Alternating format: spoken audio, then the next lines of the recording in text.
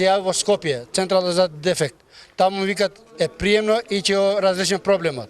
Потоа го барам работници што работат во ЕВН, едниот ми рече дека е во одмор, другиот ми не го крева телефонот и после го бави градоначалник и тој не го крева телефонот и сега сме револтирани зашто вели се да нема струја. Таму имат продавници кои имат над 10.000 евра роба. Тоа се е расипано. Кој ќе ги плати? Кој има дан, тоа наравно да нема струја во центарот. А не е вистина бидејќи денеска никој не е дојден таму да провери дали има дефект и дали нема дефект. Ние сме разжалени и чекаме да идат луѓе да го пушат струјава. Не играчка ово со народот да играат. Или летат централата, главна централа во воздух, или сите трансформатори се уништуваат. Овие се мерките. И имат рок до 12 сатот ноќе вечерва. Доколку тоа не се почитува, земаме сами други мерки.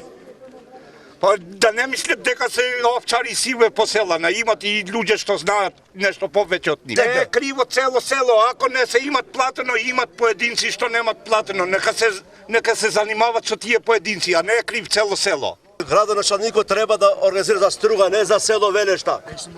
За Велешта имаме ние кој да се организират. Тоа е.